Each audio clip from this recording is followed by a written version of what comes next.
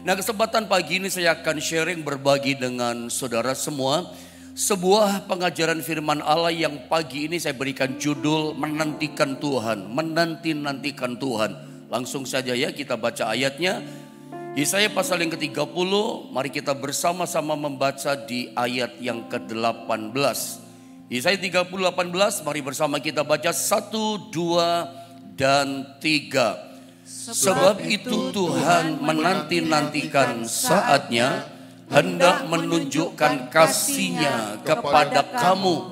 Sebab itu Ia bangkit hendak menyayangi kamu. Sebab Tuhan adalah Allah yang adil. Berbahagialah semua orang yang menanti-nantikan Dia. Sekali lagi kita bicara tentang menanti-nantikan Tuhan. Saya pikir kita semuanya sepakat setuju, coba Anda lihat gambar yang pertama ini, bahwa yang namanya pekerjaan menanti-nantikan itu adalah pekerjaan yang membosankan. Pekerjaan menanti-nantikan itu pekerjaan yang menjenuhkan dalam hidup kita. Saya pikir hampir setiap kita punya sifat yang tabiat yang hampir sama lah. Mau saya, mau Anda, kita punya sifat hampir sama. Kita suka tidak sabar yang namanya menanti. Menanti buat kita pekerjaan yang membosankan. Apalagi buat orang-orang yang khususnya gitu ya. Gak sabaran menanti. Pekerjaan menanti itu barangkali pekerjaan yang makan tenaga gitu. Makan energi. Membosankan buat setiap kita. Kita seringkali gak sabar dalam yang menanti, saudara. Tetapi kalau kita lihat dari ayat ini, yang namanya menanti ini bukan menantikan sesuatu yang di dunia ini. Dalam Yesaya pasal 30 ayat 18, yang kita nantikan ini bukan perkara dunia, yang kita nantikan adalah pribadinya Tuhan. Kalau di dunia ini kita mungkin hampir sama ya. Kalau kita hadapi masalah gak sabar kita pengen cepat selesai. Kita sepakat soal itu. Ketika kita berselisih paham dengan seseorang, bersilang pendapat, apalagi ya yang silang pendapat, beda pendapat yang tajam sama kita itu anak Tuhan, sesama hamba Tuhan. Kita gak sabar, pengen cepat sekali selesaikan silang pendapat kita, perbedaan yang tajam kita dengan anak Tuhan itu, dengan hamba Tuhan itu sesama kita. Malu dong, apa kata dunia? Sesama anak Tuhan, kok sesama hamba Tuhan bisa tajam silang pendapat sampai terjadi pertengkaran. Kita pengen dalam hati roh kita cepat menyelesaikan. Kita gak mau nama Tuhan dipermalukan. Kita pengen cepat selesai, gak sabar kita. Boleh-boleh saja urusan bersilang pendapat kita pengen cepat selesai, pengen cepat kelar gitu. Kalau orang punya masalah pengen cepat selesai. Seorang ibu yang mengandung ketika dia mau bersalin, dia pengen cepat melahirkan, pengen cepat beres menimang anaknya. Semua saya pikir kesulitan, penderitaan. Orang belajar saja, studi sekolah. Dia gak pengen gak jadi mahasiswa abadi. Pengennya cepat apa? Lulus jadi sarjana. Sekolah pengen cepat selesai gitu ya. Semua kita pengen cepat yang namanya selesai. Apa saja keadaan di dunia kita pengen cepat selesai. Tetapi di sini yang kita nantikan, saudara ya, itu adalah kita menantikan Tuhan. Maksud saya dalam ayat yang kita baca, yang menanti ini bukan cuma kita. Yang menanti kita di bagian kalimat terakhir. Tapi kalimat awal dibuka dengan kata begini. Sebab itu, perhatikan, Tuhan, ini Tuhan loh saudara ya, bukan kita yang pertama. Saya ulang sekali lagi. Sebab itu dikatakan Tuhan menanti-nantikan saatnya. Yang menanti-nanti yang pertama adalah Tuhan. Menanti apa dia? Menanti-nantikan saatnya, menanti-nantikan waktunya yang tepat. Gini loh maksud saya. Tuhan kita, Yesus itu Tuhan kita bukan hanya pandai berbicara, tapi dia pandai mendengar. Tuhan kita, pribadi yang kita cinta, Yesus kita itu bukan cuman pandai yang namanya menolong kita. Dia pandai memperhatikan dengan detail sampai urusan-urusan kecil dalam hidup kita. Nanti kalau kita lihat ayat berikutnya, dia bukan cuman pandai yang namanya mengasihi kita, tapi dia pandai juga menyayangi kita. Dua-duanya dia bisa beri. Nah kalau kita melihat berdasarkan nubuatan yang dikatakan Nabi Yesaya kepada umat Israel tentang Tuhan. Israel ini sedang menunggu pertolongan Tuhan. Mereka terpuruk, mereka miskin, mereka melarat. Mereka menghadapi badai pencobaan masalah yang besar. Sama dengan kita, pengennya masalah kita cepat selesai. Tapi menariknya bukan cuma kita yang menanti pertolongan. Tuhan pada bagian awal yang pertama, Dia itu menanti-nanti saatnya yang tepat. Dia menunggu waktu yang tepat. Untuk apa dia menunggu waktu yang tepat? Dia sabar tungguin waktu itu. Untuk apa dia tungguin? Sabar menanti waktu dan saat yang tepat. Ayat ini berkata, dia mau berikan 2 berkat kepada kita. Apa 2 berkat yang diberikan? Yang pertama, kasihnya diberikan kepada kita. Yang kedua adalah sayangnya, dia mau menyayangi kita. Mari saya coba tunjukkan ayatnya, kalimatnya dari ayat Yesaya 30:18. Perhatikan baik-baik. Sebab itu dikatakan Tuhan menanti-nantikan saatnya. Kenapa dia menantikan saatnya? Tujuannya apa? Tujuannya adalah hendak, perhatikan. Yang pertama, menunjukkan kasihnya kepada kamu. Dia mau tunjukkan kasihnya.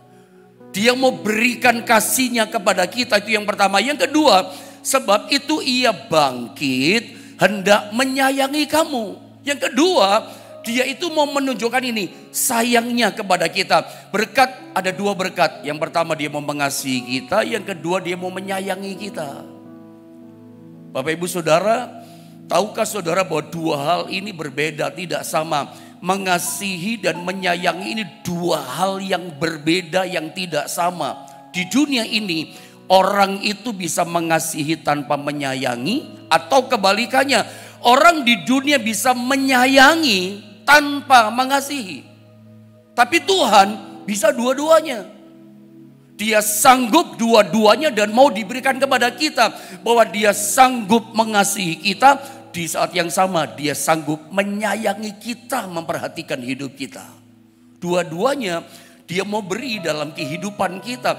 Tetapi yang menarik dari kalimat ayat ini, dia itu ketika mau menunjukkan, memberikan kasihnya kepada umatnya, sekaligus dia berikan sayangnya, menyayangi kita umatnya. Dia tunggu waktu yang tepat. Nah ini yang menarik. Kita mesti ngerti kebenaran ini. Seringkali kita merasakan, kok saya gak ngalami kasih Tuhan ya pendeta. Kok saya gak mengalami sayangnya Tuhan dalam hidup saya. Lalu kita coba compare, bandingkan diri kita dengan orang lain. Kok si bapak itu, si orang itu ngalami kasih Tuhan luar biasa. Kok dia disayang Tuhan, kok saya tidak. Kita mulai kecewa. Kita jalani kekristenan, kita mulai mendapati hidup kita mulai frustasi. Kenapa? Kita lihat perbedaan. Dia disayang, dia dikasih, kok saya tidak. Nah di sini kita mesti ngerti kebenaran firman Allah ini. Sebab ternyata ketika Tuhan menunjukkan, memberikan kasihnya sekaligus sayangnya kepada kita. Tuhan dikatakan Yesaya 30 ayat 18 kalimat-kalimat awal. Dia menunggu saat yang tepat, dia menunggu waktu yang tepat. Dia tungguin dengan sabar waktu yang pas. Dia nggak obral kasihnya, itu maksud saya. Dia nggak sembarangan gitu ya, memberikan kasihnya diserbu dalam hidup kita, tidak. Dia tungguin dengan sabar, pas sampai waktunya tepat. Makanya kalau kita baca dengan lengkap ayat ini, nah saya pakai bahasa begini. Kesimpulannya begini dari ayat, nanti saya baca ya. Tuhan tuh menanti sampai kita mau menantikan dia. Itu bahasa saya sih kesimpulannya. Makanya ayatnya berkata begini, sebab itu perhatikan kalimatnya, Tuhan menanti-nantikan saatnya, hendak menunjukkan kasihnya kepada kamu. Yang kedua, sebab itu ia akan bangkit hendak menyayangi kamu. Sebab, ini perhatikan, Tuhan adalah Allah yang maha adil. Allah yang adil, dia gak pandang bulu sebetulnya. Berbahagialah, temukan kalimat ini, berbahagialah semua orang tanpa kecuali, tidak pandang bulu, tidak dibeda-bedakan, yang menanti-nantikan dia. Jadi dia tunggu saat yang tepat. Apa yang dia tunggu? Orang-orang umatnya itu menanti-nantikan dia. Jadi kalimat firman Allah ini berkata, Tuhan itu menanti sampai kita mau menantikan Dia. Tuhan menunggu-nunggu sampai kita mau menunggu Dia. Kalau kita jadi orang Kristen, jadi hamba Tuhan, jadi anak Tuhan, kedapatan di mata Tuhan, kita nggak mau menunggu-nunggu Tuhan. Kitanya dari pihak kita nggak mau menanti Tuhan. Ya Tuhan tidak akan tunjukkan kasih sayangnya kepada kita. Karena begini, kasih dan sayangnya ada di tangan Tuhan. Tuhan yang punya, yang memiliki kasih dan sayang itu dari Tuhan sumbernya. Dari pihak Tuhan dia gak akan turunkan tangannya. Ini loh kasihku, ini loh sayangku, aku berikan perhatianku kepadamu. Itu dia tetap pegang, tetap ditahan di tangannya. Tidak diulurkan, tidak diberikan kepada kita. Kapan diberikan? Kenapa dia tahan? Dia lihat, dia perhatikan. Sampai kita jadi anak Tuhan yang mau menunggu Tuhan, mau menanti Tuhan. Kalau kita tidak mau menunggu Tuhan, kalau kita dari pihak kita nggak menantikan Tuhan, yang rugi bukan Tuhan, yang rugi kita. Tuhan tetap tahan kasihnya, tetap ada di tangan Tuhan sayangnya, nggak diulurkan, nggak dialirkan, diberikan kepada kita. Kenapa? Tuhan lihat kamu nggak mau menunggu aku. Kamu tidak mau menanti aku. Sebab Tuhan menanti waktu yang tepat sampai kita mau menantikan Dia. Ini persoalannya.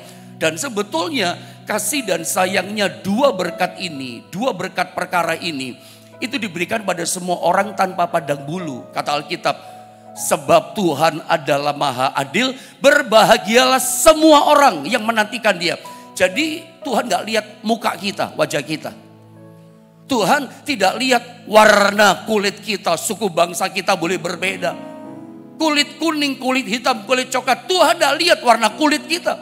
Tuhan juga tidak melihat status sosial kita. Orang sukses, orang gagal, orang berhasil, segala macam, miskin kaya. Dia nggak lihat miskin kayanya kita. Dia nggak lihat warna rambut kita. Dia nggak lihat bentuk rambut kita, lurus keriting kah. Bukan itu yang diperhatikan Tuhan, dinilai Tuhan. Apa yang jadi standar penilaian Tuhan? Parameternya Tuhan apa? Untuk memberikan kasihnya dan sayangnya dua berkat kepada kita. Kepada siapa diberikan? Pokoknya semua orang diberi, asal semua orang itu mau menanti-nantikan Dia. Jadi Tuhan gak lihat warna kulit loh. Siapapun kita pagi ini, semua kita, asal kita mau menantikan Tuhan, menunggu Tuhan. Kalau kita baca firman saja malas, doa pagi saja ogah-ogahan gitu. Nggak ada antusias, semangat cari Tuhan, menanti Tuhan. Seperti Maria menantikan Yesus duduk di kakinya. Nggak ada gairah untuk cari Tuhan. Bagaimana kita berharapkan menjadi anak Tuhan yang dikasihi Tuhan? Bagaimana Tuhan bisa memberikan perhatian, sayang kepada kita? Lihat ya tokoh-tokoh Alkitab. Orang-orang yang dikasih Tuhan, orang-orang yang disayang sama Tuhan, itu orang-orang yang hidupnya sukanya menanti-nantikan Tuhan. Daud itu contoh hidup yang dikasihi tapi sekaligus disayang sama Tuhan. Seorang gembala kambing domba bisa kalahkan Goliat.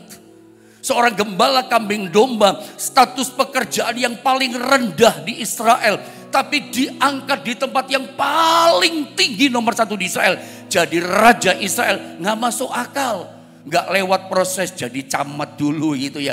Jadi bupati, jadi gubernur dulu, kayak tahu-tahu jadi raja dia. Tuhan kadang bisa buat seperti itu ya. Kadang-kadang kita berpikir pakai logika, harusnya prosesnya untuk jadi 100 kita dapat berkat 100 misalnya harus lewat 1 dulu, 50 dulu, harus 99 dulu baru 100.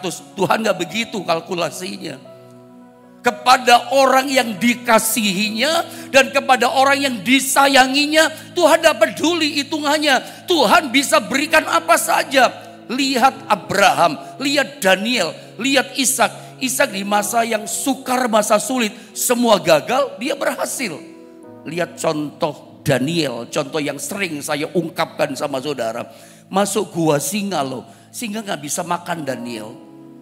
Singa gak berani teriak mengaum di depan Daniel, kenapa? Sebab pribadi yang namanya Daniel, pribadi yang spesial di mata Tuhan. Orang ini dikasihi, disayang sama Tuhan. Karena Daniel punya tabiat kebiasaan. Setiap hari, 1 hari 3 kali dia menanti-nantikan Tuhan. Menanti-nantikan Tuhan. Sama dengan Sadrak, Mesak, Abednego. Sama dengan tokoh Alkitab yang lain. Coba Anda sebutkan nama tokoh-tokoh Alkitab yang hidupnya diangkat, yang hidupnya dipromosikan oleh Tuhan. Sederhana, siapa mereka? Mereka adalah orang yang setiap hari kerjaannya menantikan Tuhan, menunggu Tuhan, menantikan Tuhan. Jadi saya mau berkata sama saudara, Anda mau dikasihi Tuhan, mau dinantikan Tuhan. Bentuknya kelihatan kan? Ada masalah, dibela. Orang lain gagal, kok dia berhasil? Kok dia bisa berbeda? Keberbedaan dalam hidupnya ini kenapa? Karena memang itu bentuk kasih dan perhatian sayangnya Tuhan. Karena mereka suka menantikan Tuhan. Makanya saudara, tidak ada cara yang lain dalam kehidupan kita. Menghadapi, menjalani hidup ini memang kita mesti menanti. Kita bicara tentang menanti. Jadi Tuhan menanti waktu yang tepat. Sampai kasih dan sayang di tangan Tuhan itu diberikan kepada siapa? Dia lihat kepada orang yang memang menunggu dan menantikan dia. Apa tidak ada cara lain? Tidak ada, ini firman yang ajarkan. Di Alkitab Perjanjian Baru ada contoh. Umat Allah yang menerima berkat spesial Roh Kudus, mereka pun mesti menanti. Coba kita lihat ya. Kisah pasal 1 ayat 1 sampai 5 saya baca. Perhatikan ayat-ayat ini. Saya baca ayat yang pertama. Hai Theophilus, dalam bukuku yang pertama aku menulis tentang segala sesuatu yang dikerjakan dan diajarkan oleh Yesus. Ayat yang kedua dikatakan apa? Yang kedua, sampai pada hari ia terangkat. Sebelum itu ia telah memberi perintahnya. Ada perintah dari Yesus oleh Roh Kudus kepada rasul-rasul yang dipilihnya. Lanjut ayat ketiga. Kepada mereka ia menunjukkan dirinya setelah penderitaannya selesai. Dan dengan banyak tanda ia membuktikan bahwa ia hidup. Sebab selama 40 hari ia berulang-ulang menampakkan diri dan berbicara kepada mereka tentang kerajaan Allah. Ayat yang keempat. Pada suatu hari ketika ia makan bersama-sama dengan mereka, ia melarang mereka meninggalkan Yerusalem dan menyuruh mereka tinggal di situ. Perhatikan kalimat ini, menantikan janji Bapa yang demikian katanya telah kamu dengar daripadaku. Lanjut ayat yang kelima, dikatakan apa? Sebab Yohanes membaptis dengan air, tetapi tidak lama lagi kamu akan dibaptis dengan Roh Kudus. Perhatikan ayat yang keempat, saya ulang sekali lagi. Ayat 4, pada suatu hari ketika ia makan bersama dengan mereka, ia melarang mereka meninggalkan Yerusalem. Ini perintahnya Tuhan. Dan menyuruh mereka tinggal di situ menantikan janji Bapa yang demikian katanya telah kamu dengar daripadaku. Jadi setelah Yesus bangkit hari ketiga dari antara orang mati, Yesus gak langsung naik ke sorga. Dia masih 40 hari tinggal di dunia, menampakkan diri kepada banyak orang, kepada Maria Magdalena, kepada Petrus, kepada murid-murid yang lain. Dia beritakan tentang kerajaan Allah. Bahkan salah satu 40 hari dia kasih perintah sebelum dia naik ke sorga kepada para rasul, kepada orang percaya, jangan tinggalkan Yerusalem. Tetap tinggal di Yerusalem, menantikan dengan sabar akan janji Bapa. Yesus pakai kata kunci, menantikan. Jadi mungkin ada banyak di antara kita pagi ini sedang menantikan janji Tuhan. Menantikan kesembuhan. Itu kan berkat spesial kan bagi engkau yang sedang sakit. Menantikan kesembuhan, menantikan jalan keluar. Menantikan pertolongannya. Saya menantikan mujizat Pak, itu janji Tuhan. Saya menantikan keajaibannya Pak. Saya menantikan doa saya dijawab oleh Tuhan. Kalau kita bicara doa macam-macam doa yang kita inginkan, kita minta sama Tuhan. Kita menanti jawaban. Saya tidak tahu pagi ini apa yang sedang Anda nantikan. Saya ingin proyek saya cepat selesai. Saya ingin Pak, saya menantikan tahun 2024 ada banyak keajaiban terjadi dalam hidup saya. Apa yang Anda nantikan? Tuhan katakan begini, kita butuh sabar menantikan itu. Sebab berkat semua janjinya termasuk kasih dan sayang ada pada kata ini. Itu di tangan Tuhan, Dia yang punya. Itu akan diulurkan, ditunjukkan, diberikan kepada siapa? Dia lihat, gak sembarangan orang. Memang diberi pada semua orang, tapi orang yang bagaimana? Orang yang dengan sabar mau menantikan Tuhan. Kalau kita gak mau menanti, yang rugi kita. Jadi kalau hari ini Anda menantikan kesembuhan, menantikan berkat, jalan keluar, mujizat, menantikan sesuatu yang ilahi, yang rohani, kedewasaan rohani, ya harus sabar menanti, gak bisa dengan cara yang lain. Ada contoh di Alkitab, seorang yang menanti-nantikan kesembuhan dari penyakitnya yang bernama Naaman. Di 2 Raja-Raja pasal yang kelima, Anda baca kisahnya nanti di rumah. Karena saya pikir gak usah dibaca ayatnya kan, karena Anda udah tahu cerita ini. Naaman itu adalah seorang yang sakit kusta kata Alkitab. Yang dinantikan apa? Kesembuhan. Datang nasihat seorang hamba perempuannya yang kerja di rumahnya. Di Israel Tuan Naaman. Naaman ini kan panglima kan, jenderalnya Aram. Di Israel Tuan Naaman. Ada seorang nabi di Israel yang punya kuasa Tuhan bisa menyembuhkan kau. Datang ke dia. Datanglah Naaman ke Dotan, ke pondok nabi di rumah Nabi Elisa. Ternyata yang keluar bukan Nabi Elisa, bujangnya, kemungkinan Gehazi yang keluar. Naaman berharap kesembuhan itu Elisa langsung yang mendoakan dia. Ternyata gak keluar, lepaskan doa berkat kesembuhan. Ada perintah, Gehazi yang berkata, hambanya bujangnya berkata, pesan Tuhan lewat Nabi Elisa, kamu disuruh ke sungai Yordan, mandi di sungai Yordan, tenggelamkan, benamkan dirimu 7 kali. Firman Tuhan lewat Nabi Elisa, nanti kamu tahir, nanti kamu sembuh. Tapi rupanya ketika Nabi Elisa gak datang menyambut dia, mendoakan, lepaskan berkat doa kesembuhan, dia udah kecewa si Naaman. Dia langsung aja pulang dengan kecewa. Dia gak turuti perintah Tuhan, gak mau menantikan dengan sabar. Dia pulang ke rumahnya. Sampai di rumahnya dia berkata, hambanya perempuan, kenapa Tuhan gak nurut saja? Kan tinggal mandi saja nanti Tuhan sembuh. Naaman berpikir begini, berkata begini, Di Aram ada banyak sungai yang lebih bagus. Abana, sungai Parpar lebih indah. Pohon-pohonnya hijau. Sungainya bening bersih. Dia tahu Yordan airnya kotor.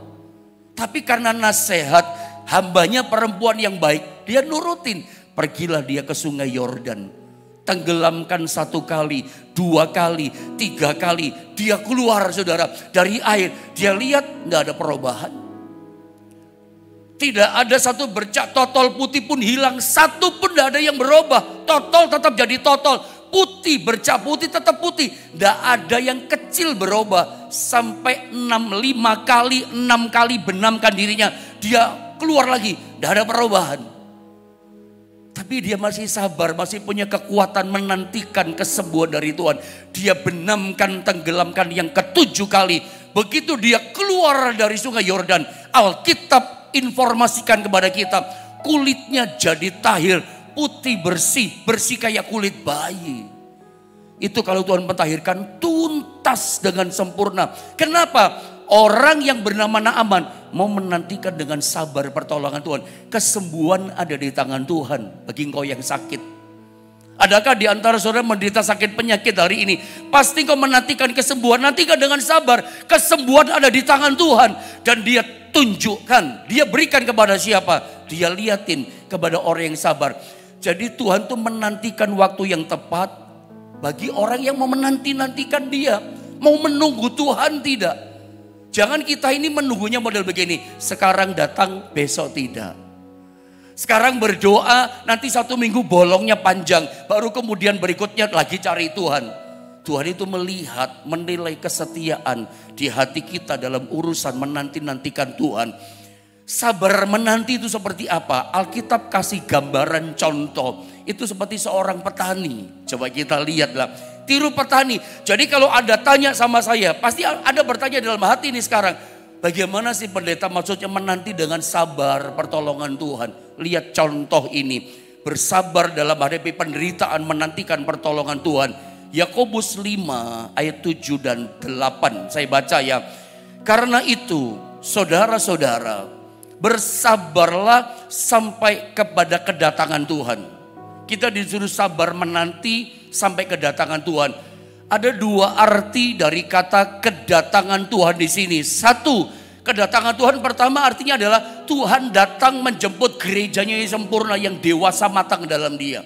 Jadi kedatangan Tuhan itu jelas nomor satu bicara Tuhan memang datang kepada kita menjemput gerejanya, dibawa naik ke awan-awan yang permai. Yang kedua, kedatangan Tuhan yang kedua buat kita orang percaya sekarang kekinian adalah Dia datang melawat kita. Dia datang menolong kita. Dia datang untuk menyembuhkan kita. Dia datang untuk memulihkan kita. Dia datang untuk memberikan berkat mujizatnya pada kita. Kedatangan Tuhan punya dua arti. Dia datang menjemput gerejanya. Dia datang untuk menolong melawat kita. Terus dikatakan kalimat berikutnya, sesungguhnya, nah ini contohnya orang menanti dengan sabar. Petani, bukan orang mancing, bukan pemancing, tapi petani. Petani menantikan hasil yang berharga dari tanahnya dan ia sabar, menanti dengan sabar sampai telah turun hujan musim gugur dan hujan musim semi. Ayat 8, perhatikan, kamu juga, Anda dan saya, kamu tanpa kecuali, kamu juga yang di rumah kata firman, harus bersabar, menanti dengan sabar. Dan harus meneguhkan hatimu, kuatkan hati kita. Jangan bimbang, jangan ragu. Karena kedatangan Tuhan, lawatan Tuhan, pertolongan Tuhan sudah dekat, semakin dekat. Makin kita menanti, besok menanti, terus menanti, semakin dekat kita dengan kedatangan Tuhan menolong kita. Tuhan menantikan orang yang mau menantikan Dia. Menantinya seperti apa? Seperti petani kata Tuhan. Bukan seperti mancing. Orang mancing kadang sabar menanti, gak dapat dia sabar. Tapi orang mancing kadang-kadang bukan karena sabar, karena nganggur. Ya daripada nganggur mancing lah gitu. Daripada stres pikiran ada masalah besar di kerjaan atau masalah dalam keluarga, dia mancing. Makanya bukan pemancing kata Alkitab, seorang yang sabar menantikan itu. Sabar menanti seperti petani. Petani ketika dia menabur benih, dia persiapkan tanah. Ketika dia sudah bajak tanah, dia pulang tidak bawa apa-apa. Apakah besok dia tidak kembali lagi? Dia kembali. Diairi sama sawah, dikasih benih. Ketika tumbuh, dia itu belum menuai loh. Dia prosesnya 3-4 bulan. Bahkan nanti ketika padi sudah mulai keluar bulirnya, nggak langsung dipanen, masih sabar menunggu. Dia tunggu bulir padi sampai menguning. Hampir 1 bulan, 2 bulan, 3 bulan barangkali. Dia cuma bawa cangkul. Pulang terus, dia membersihkan. Pulang dengan keringat, gak bawa apa-apa, gak ada penuaian. Dia bawa baju yang kotor, kena lumpur. Tapi dia gak kecewa, besok balik lagi. Pulang lagi, besok balik lagi.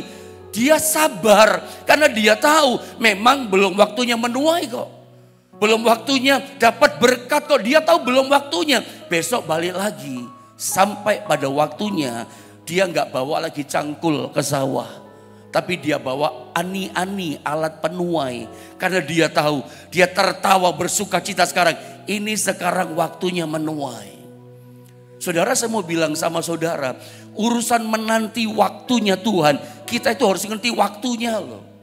Di kitab Pengkhotbah itu ada tentang yang namanya waktu, season. Saya pernah ajarkan khusus tentang Pengkhotbah 3. Saya boleh ulang sedikit ya ayat ini ya. Pengkhotbah pasal 3 ayat 1-4. Langsung saya ajak loncat ayat 11. Perhatikan ayat ini. Untuk segala sesuatu dikatakan ada masanya. Ya. Untuk apapun perhatikan. Di bawah langit di bumi ini ada waktunya. Jadi Alkitab sudah memberitahu kepada kita dari mulai ayat yang pertama. Bahwa segala sesuatu di dunia ini itu ada waktunya. Hidup apapun yang kita buat ada seasonnya. Jadi kita mesti tahu kita ada di season apa saat ini. Waktu kita apa? Supaya tidak frustasi, tidak kecewa. Makanya saya ingin Anda itu bisa punya respon yang tepat. Tidak cukup benar. Menurut saya begini ya.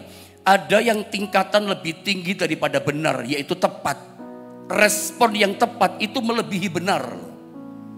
Ketika kita sedang sakit, ketika kita sedang merosot pekerjaan kita, jobnya kurang. Ketika kita jalan buntu doa, belum juga dijawab. Anda harus punya respon yang tepat. Tidak cukup benar menurut saya. Harus punya respon yang tepat. Memang kita harus ngerti dulu kebenaran firman. Supaya lewat kebenaran kita mengerti, kita bisa meresponnya dengan tepat. Kalau kita nggak ngerti, kita ini ada decision apa hidup kita, waktu kita frustasi loh. Makanya kadang-kadang orang itu kan pengen cepat selesai, pengen cepat beres. Tapi Tuhan kan tunggu gitu ya. Dia itu menantikan waktu yang tepat pada orang yang memang sabar menanti waktunya dia. Kadang-kadang orang baru menantikan Tuhan doa sekali udah kecewa. Baru doa seminggu udah kecewa. Adakah di antara Anda kecewa? Kalau Anda kecewa itu artinya responmu tidak tepat. Itu artinya saudara tidak paham Anda sedang berada di musim apa. Karena hidup ini ada musim waktu kehidupan. Jadi Anda jangan coba-coba tabrakin musim hidupmu sama musim hidup orang lain. Anda coba compare, kok dia diberkati saya tidak? Kok orang itu sukses kok saya tidak? Jangan kan begitu. Saya sebagai pendeta gembala hamba Tuhan, kalau saya mulai coba comparekan bandingkan saya misalnya dengan Pak David atau dengan istri saya begitu ya. Saya tahu waktunya nggak sama, season waktu musim kehidupan nggak sama. Makanya kalau kita bentrokin coba bandingkan. Kok saya ngalami gini kok dia ngalami gitu ya. Bisa kecewa loh kita sama Tuhan. Kenapa kecewa? Responmu gak tepat. Kenapa gak tepat? Kamu gak tahu kamu sedang dalam waktu apa. Seperti petani tadi loh. Dia tahu ini waktunya membaca. Dia tahu ini waktunya menabur. Makanya dia tidak berharap menuai. Ada sampai nangis pun. Sorry kata-kata saya. Sampai air mata darah Bapak Ibu Saudara. Ada berharap menuai, nggak bisa. Lagi waktunya menabur kok. Makanya coba saya lanjut ayat yang kedua. Ayat kedua, ada waktu untuk lahir. Semua kalau pada waktunya itu indah sebetulnya. Jangan dibilang tidak indah. Lahir pada waktunya orang ke dunia itu indah. Ada waktunya lahir, ada waktunya meninggal. Ada waktu untuk menanam, ada waktu mencabut yang ditanam. Semua kalau pada waktunya, waktu lahir ya indah. Waktu menanam pun menabur kalau ngerti itu indah. Sampai orang kalau ngerti, pada waktu orang meninggal, kalau memang meninggalnya memang pada waktunya Tuhan, itu juga indah. Saya pernah ngomong sama saudara begini, apa Anda berani berkata, hanya cuman lahir saja yang indah? Lalu orang meninggal itu tidak indah. Loh kalau orang meninggal memang sudah waktunya dia meninggal. Loh itu indah loh. Kalau Anda lihat orang sudah komplikasi seluruh organ tubuhnya. Udah sakit. Cuma di tempat tidur jalan pun gak bisa. Makan pun gak bisa. Komplikasi. Udah gak bisa nelen. Tapi dia masih hidup. Nafasnya berat gitu. Kasihan gak Anda lihat dia. Umurnya misalnya udah 80 sekian. Atau udah 90 sekian, udah gak bisa apa-apa. Orang seperti ini ketika dia meninggal itu indah loh. Daripada dia menderita. Jadi kita gak bisa berani-beraninya berkata, oh meninggal itu gak indah, yang lahir yang indah. Loh semua itu kalau terjadi dalam musimnya Tuhan, waktunya Tuhan, itu indah. Termasuk menanam, menabur, gak bisa kita bilang gak indah. Kalau itu memang waktunya, kita mau apa? Nanti ada waktunya mencabut apa yang ditanam, menuai. Menuai itu indah kalau pada waktunya. Coba lihat ayat yang ketiga ya. Ada waktu untuk membunuh, ada waktu untuk menyembuhkan. Ada waktu untuk merombak, ada waktu untuk membangun. Ayat yang keempat. Ada waktu untuk menangis. Menangis, mencucurkan air mata. Ada waktunya tertawa. Ya, ada waktu untuk meratap, ada waktu menari. Ini musim kehidupan. Jangan-jangan ada di antara kita yang sedang waktunya menangis. Kita gak bisa berharap, oh tertawa, hore, sukacita. Memang lagi waktunya. Ada ayat yang lain ya, Mazmur 126 ya. Atau saya langsung masuk saja di ayat 11 karena waktu gak cukup. Ayat 11 saya potong di sini saja. Ia membuat segala sesuatu indah pada waktunya. Jadi kalau waktunya menangis, ya gak bisa kita suruh tertawa. Ada waktunya meratap. Tapi ada waktunya kita menari-nari. Ada waktu, sabar menanti. Sebab ia membuat segala sesuatu indah pada waktunya. Nanti Anda catat saja saudara ya. Mazmur 126 ayat keberapa itu? Ayat ke-5 dan ke-6 ya. Itu mengatakan gini. Orang-orang yang menabur dengan mencucurkan air mata akan menuai dengan sorak-sorai. Lanjut ayat ke-6 dengan cepat. Orang yang berjalan maju dengan menangis sambil menabur benih, pasti pulang dengan sorak-sorai sambil membawa berkatnya. Semua ada waktu. Ada waktunya kita itu seperti hari ini, maju menabur dengan menangis. Tapi nanti ada waktunya kita sorak-sorai. Bawa panen dengan berkasnya sorak-sorai. Ada waktu. Jangan coba bandingkan, komparkan waktu musim kita sama waktu hidup orang lain. Saya dengan istri saya bisa waktu musim kehidupan beda loh. Jangan-jangan istri saya waktunya menuai, saya menabur. Atau kebalikannya seperti itu. Sama dengan hidup saudara. Kita ini kalau nggak tahu waktu itu repot loh. Kita akan nangis, jadi kita kecewa sama Tuhan. Kita meratapi kok nasibku malang. Sama dengan begini, Anda kalau jalan di lampu merah, traffic lalu lintas, naik motor atau naik mobil, sama saja lah. Kalau tahu lampu merah, berhenti, jangan jalan. Kalau Anda nggak ngerti waktunya berhenti, Anda jalan, ditabrak di depan sama orang, der, kecelakaan berat. Ada banyak orang kecelakaan parah kan, harusnya berhenti, dia jalan tambah digas kencang, kecelakaannya parah. Kenapa kita ngalami kecelakaan kehidupan? Nggak ngerti musimnya, waktunya Tuhan atas hidup kita. Kalau hijau, ya jalan, jangan berhenti. Celaka juga, ditabrak kita dari belakang. Celaka juga, kenapa? Nggak ngerti waktu sih. Waktunya berhenti, berhenti. Waktunya jalan-jalan. Waktunya menabur, menangis, ya nikmati. Nanti ada waktunya bersorak-sorai menuai. Menantikan waktu. Nanti segala sesuatu pasti indah pada waktunya. Dan menariknya, Pengkhotbah pasal 3:11, segala sesuatu indah pada waktunya. Nya huruf kecil. Bukan waktunya Tuhan, ini waktunya kita. Jadi kita itu punya season kehidupan, punya waktu kehidupan. Kalau waktunya sedang menabur, nikmati. Jangan kecewa. Anda punya waktu season kehidupan, saya juga, semua orang juga punya. Nanti pada waktunya kita bersorak-sorai. Tapi yang paling penting, kita akan menuai, kita bersorak-sorai. Kepada siapa diberikan menuai sorak-sorai? Kepada orang yang sabar menantikan waktunya. Nikmati proses, belum sembuh, masih sakit. Itu musim kehidupan, ada waktunya indah, Anda ngalami itu. Yang penting sabar menanti. Yang sabar menantikan waktunya Tuhan, Anda akan mengalami begini. Kasih dan sayangnya diberikan kepada kita. Mari kita sama-sama berdoa saudara ya.